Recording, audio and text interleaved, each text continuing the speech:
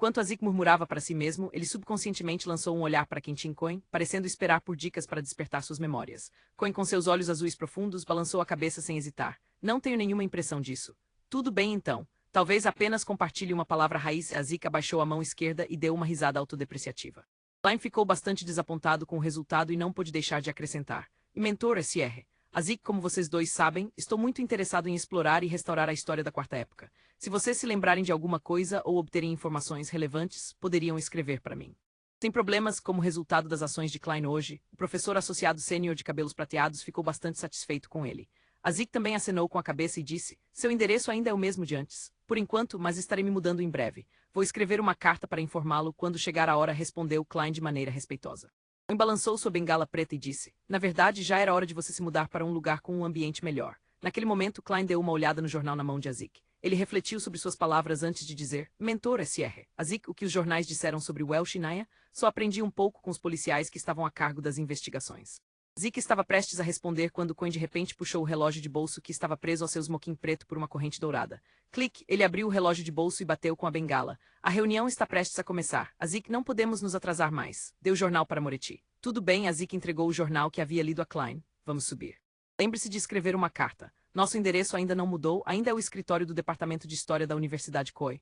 Ele riu ao se virar e sair da sala com Coin. Klein tirou o chapéu e fez uma reverência. Depois de ver os dois cavalheiros partirem, ele se despediu do dono do escritório, Arvin Stone.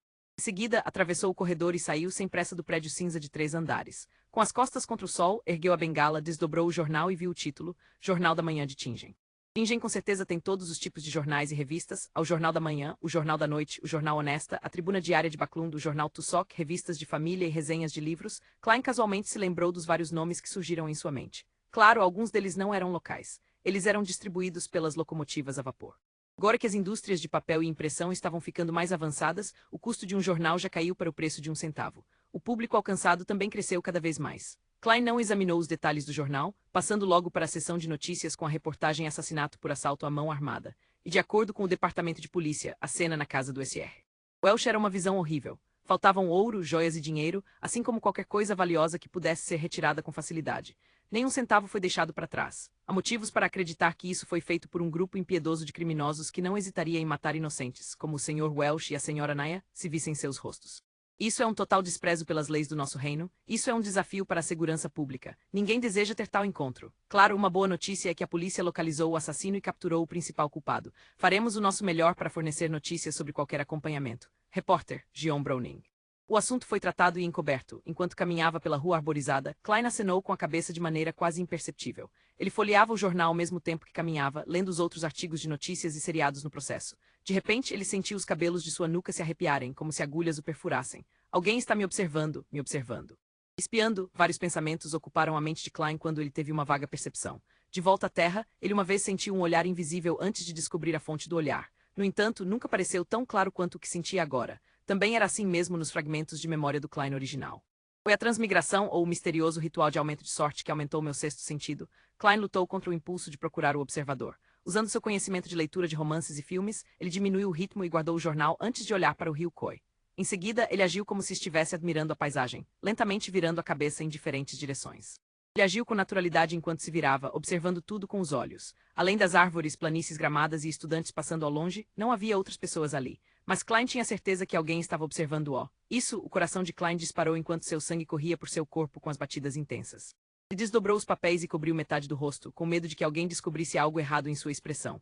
Enquanto isso, ele apertou a bengala e se preparou para sacar a arma. 1 passo, 2 passos, 3 passos. Klein avançou lentamente. A sensação de estar sendo espionado permaneceu, mas não houve nenhuma explosão repentina de perigo.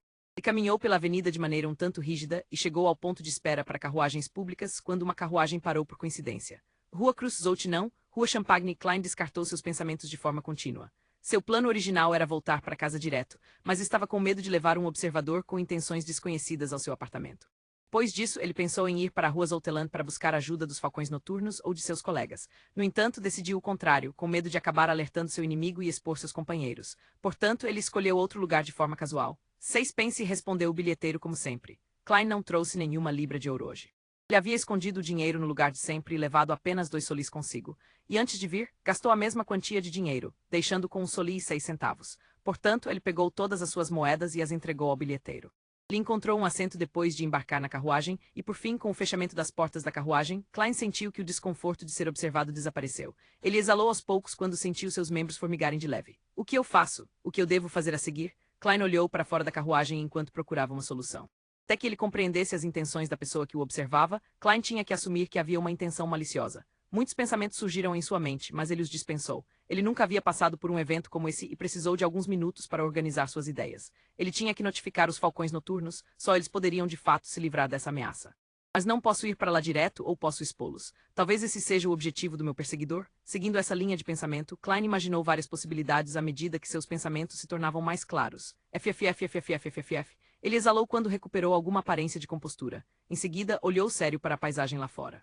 Não houve acidentes no caminho para a rua Champagne, mas quando Klein abriu a porta e saiu do carro, a sensação incômoda de estar sendo observado voltou de imediato. Ele agiu como se não tivesse sentido nada. Pegou o jornal e sua bengala, caminhando sem pressa na direção da rua Zouteland. Mas ele não entrou naquela rua. Em vez disso, pegou outro caminho para a rua Loire Carmesim. Ali havia uma bela praça branca, assim como uma grande catedral com topo pontiagudo. Catedral de Santa Selena, a sede da igreja da deusa da noite eterna em Tingen. Como crente, não havia nada de estranho em participar da missa ou rezar em seu dia de folga. A catedral exibia um design semelhante ao estilo gótico da terra. Também tinha uma torre de relógio alta, preta e imponente, situada entre janelas quadriculadas azuis e vermelhas. Klein entrou na catedral e seguiu por um corredor até a sala de orações. Ao longo do caminho, os vitrais eram compostos de padrões de vidro vermelho e azul que permitiam que a luz colorida brilhasse no corredor. O azul estava mais próximo do preto, o vermelho da mesma cor da lua carmesim. Isso fazia com que os arredores parecessem incomumente escuros e misteriosos. A sensação de estar sendo observado desapareceu. Klein agiu como se não estivesse perturbado enquanto caminhava em direção ao salão de oração aberto. Não havia janelas altas aqui. A escuridão profunda foi enfatizada, mas atrás do altar sagrado em forma de arco, na parede diretamente oposta à porta, havia cerca de 20 orifícios circulares do tamanho de um punho que permitiam que a luz do sol radiante entrasse no salão. Era como quando pedestres olhavam para cima em uma noite escura para ver as estrelas cintilantes em toda a sua nobreza, pureza e santidade. Embora Klein sempre tenha acreditado que os deuses poderiam ser analisados e compreendidos, não pôde deixar de baixar a cabeça aqui. O bispo estava pregando em um tom gentil enquanto Klein seguia em silêncio pelo corredor que dividia os bancos em duas colunas. Ele procurou por uma área vazia perto da passagem antes de se sentar lentamente. Apoiando a bengala no banco à sua frente, Klein tirou o chapéu e colocou-o no colo junto com o jornal. Então juntou as mãos e abaixou a cabeça. Todo o processo foi feito sempre de forma praticada, como se ele de fato estivesse ali para rezar. Klein fechou os olhos enquanto ouvia em silêncio a voz do bispo na escuridão. Sem roupas e comida, eles não têm cobertura no frio. Eles estão encharcados pelas chuvas e se amontoam em torno das rochas por falta de abrigo. Eles são órfãos arrancados do peito, a esperança perdida neles. Eles são os pobres que foram forçados a sair do caminho certo. A noite eterna não os abandonou e sim concedeu amor. E ecos amplificavam conforme entravam em seu ouvido. Klein viu uma faixa de escuridão à sua frente enquanto sentia seu espírito e mente limpos. Ele calmamente aceitou até que o bispo terminou suas pregações e encerrou a missa. Depois disso, o bispo abriu a porta do confessionário ao lado dele. Homens e mulheres começaram a fazer fila. Klein abriu os olhos e colocou o chapéu mais uma vez. Com sua bengala e jornal, ele levantou e encontrou seu lugar na fila. Foi a vez dele depois de mais de 20 minutos. Ele entrou e fechou a porta atrás de si. Havia escuridão à sua frente. Meu filho, o que você deseja dizer? A voz do bispo soou por trás da tela de madeira. Klein tirou do bolso o distintivo da Unidade 7, Departamento de Operações Especiais, e o entregou ao bispo por uma abertura. Alguém está me seguindo. Desejo encontrar Dunn Smith, como se tivesse sido infectado pela escuridão silenciosa, seu tom também ficou mais suave. O bispo pegou o distintivo e, após alguns segundos de silêncio, disse: vire à direita no confessionário e caminhe até o final. Haverá uma porta secreta ao lado. Alguém mostrará o caminho depois que você entrar. Enquanto falava, ele puxou uma corda para dentro da sala, fazendo com que um determinado padre ouvisse um som de sino. Klein recuperou seu distintivo, tirou o chapéu e apertou-o contra o peito. Ele fez uma leve reverência antes de se virar e sair. Depois de confirmar que a sensação de estar sendo observado havia desaparecido, ele usou sua meia cartola. Sem emoções excessivas, segurou a bengala e virou à direita, até chegar a um altar em arco. Ele encontrou a porta secreta na parede de frente para o lado dele. Em silêncio, abriu-a antes de se esgueirar rapidamente. A porta secreta se fechou sem fazer barulho quando um padre de meia-idade, vestido de preto, apareceu sob a iluminação de lâmpadas a gás. O que é? O padre perguntou de forma objetiva. Klein mostrou seu distintivo e repetiu o que disse ao bispo. O padre de meia-idade não fez mais perguntas. Ele se virou e seguiu em frente em silêncio. Klein assentiu e tirou o chapéu. Com sua bengala preta, ele seguiu atrás em silêncio. Rosanne mencionou uma vez que ir para a esquerda do cruzamento que conduzia ao portão Chanis levaria à Catedral de Santa Selena.